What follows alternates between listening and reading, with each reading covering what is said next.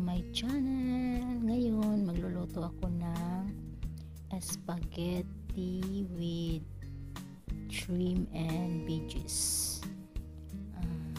Ito yung mga kailangan natin guys. Meron akong parmesan cheese, meron akong shrimp, salt and pepper, olive oil, chili flakes. Ito yung spaghetti ko. Meron tayong basil na fresh, cherry tomato, garlic, onion, mushroom, asparagus, and broccoli.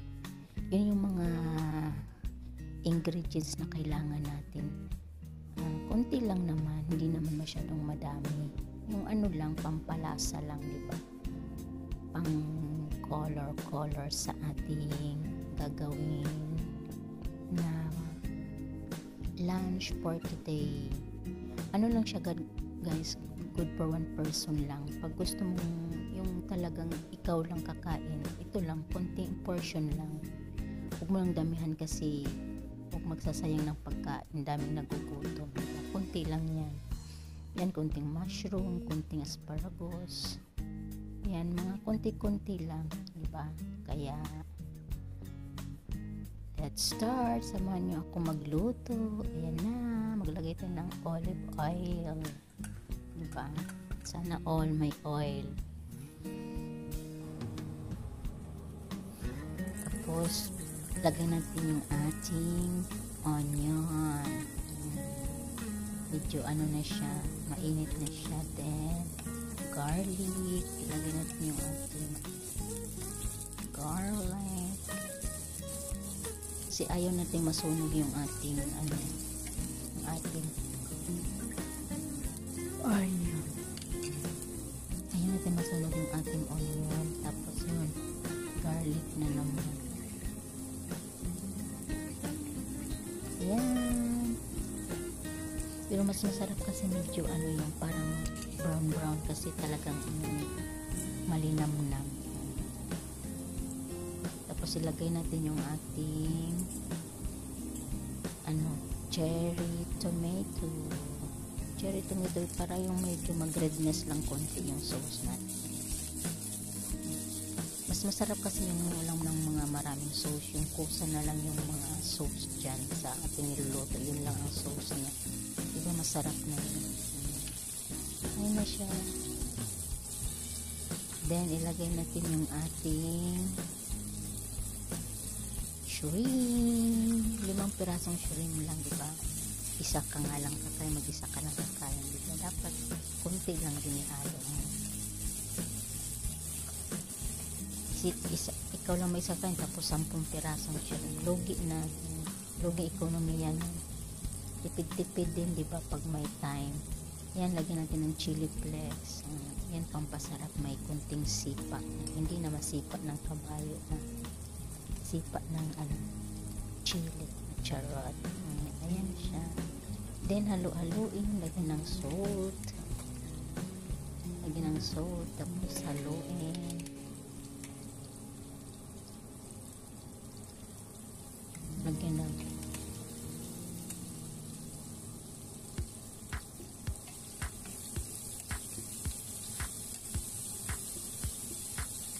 black pepper powder.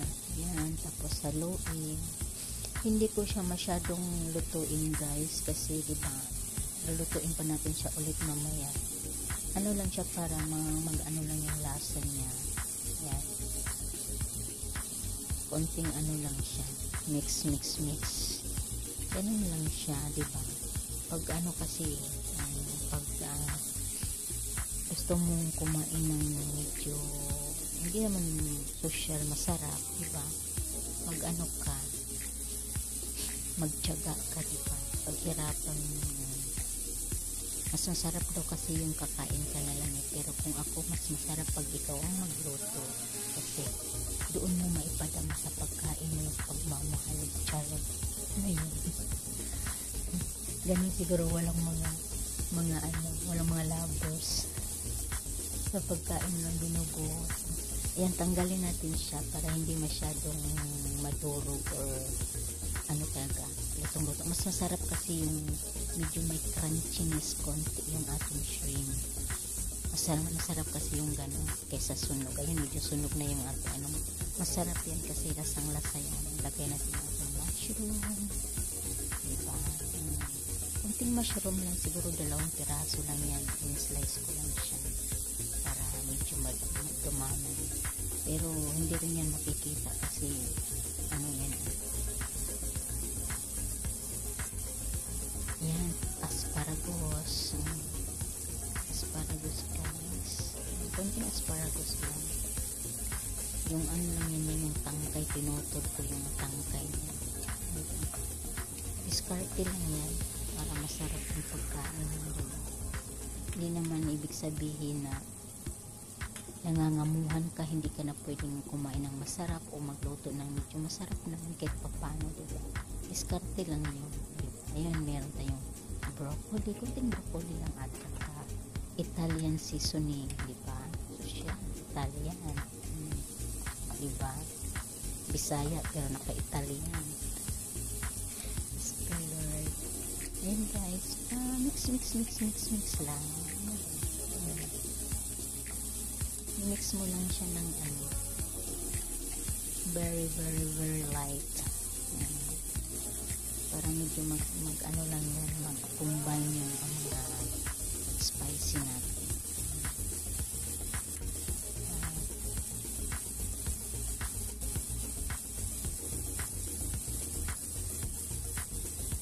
Ngayon, lagyan natin yung ating fresh basil from our yard. Meron kaming fresh basil. Diba? Fresh basil. Ano ba yan? Basil at yan. Fresh basil. Pero hindi talaga yung pinaka ano talaga authentic na ano, organic na basil. Excuse me. Yan, di ba? May papaya Sanchez tayo. Diba? Kala mo sila lang pwedeng magpagod. Yan, para matikman din natin kung anong lasa ng mga pagkain ng mga Italian. Diba? Ayan, ibalik natin yung ating shrimp. Ayan na siya. Ibalik natin. Tapos, little mix. Para mag-combine yung lahat ng lasa niya. Tapos na yan, patayin ko na siya. Then, magpi-plattings na tayo. Ayan, meron tayong spaghetti pasta. Ayan. Yan, konti lang yan. Good for 1 person lang. Diba? Portion lang yan. Ayan, diba? Tapos, ilagay na natin yung ating veggies. Yung veggies natin, ilagay na natin. Ilagay yung ating veggies. Parang gutom na ako. Ayan, ibubuhos natin. May pa-slow motion pa yan. Diba guys, wala siyang sauce. Yung sauce lang yan dyan, yung pang sauce natin. Kasi pangit din kasi pag yung over na sa sauce yung ano natin, spaghetti natin. Diba? Mas masarap yung natural na sauce lang yung ihalo natin dyan. Ano niya talaga na masarap talaga siya. Yung sauce lang ng ano natin, vegetable at saka shrimp lang. Yun yung hinalo ko. Wala nang ibang mga tomato can or tomato sauce, mga ganun, wala na siya. Yan, ipatong natin yung ating shrimp. 5 shrimp lang yan ha. Huwag kayo dyan. 5 shrimp lang yan. Hindi yan madami. Pang ano lang siya, di ba, pang decor yan, diba? Kahit naman sabihin katulong ka lang, bakit sino mo nasabing manager, katulong ka lang, minsan makakatikim ka rin ng masarap na pagkain, diba? Kahit papaano, hindi naman laging noodles. Hindi ko naman alam noodles, pero nakakaano kasi ang noodles, nakakasakit ka sa back. Yun, lagyan natin ng konting spread natin sa ibabaw yung parmesan cheese. Diba? Tinan mo, may pa-basil si Mayora, may basil tayong fresh. Ayan. Yan ang ating final look ng ating spaghetti. good for one person lang yan. Ayan, ako ang kumain yan. Ayan. Naubos ko po yan kasi ang sarap talaga, natural lang yung ano niya, yung flavor niya. Walang halong kineme-neme. Wala talaga. Yun lang kung ano yung hinilagay, kung ano yun lang yung ano natin. Yung parang sauce. Diba? Yan tayong pa-bitchin. Yan guys. Kaya nakaraos naman tayo sa isang araw. Nakakain tayo ng maayos. Thank you Lord sa masarap na food for today. Yan na guys. Let's eat. Lamunan na guys. Lamon po more. Kaya mahirap talaga mag-diet pag ganito. Oo nga, maraming pagkain dito, pero syempre kung ikaw matyaga magluto, makakakain kang magsarap. Pero pag ikay tamad magluto, edi magtiis ka kung anong meron, diba?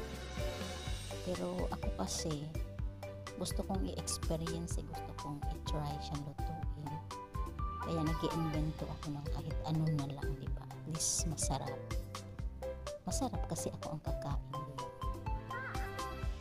Ayan guys, ayan na yung ating lunch for today. Kaya please like and share and subscribe my channel, and don't forget to click the notification bell para updated kayo sa aking mga bagong videos. Thank you so much. Listen. Thank you guys. Thank you, sana nag-enjoy kayo sa aking recipe for today. Bye bye.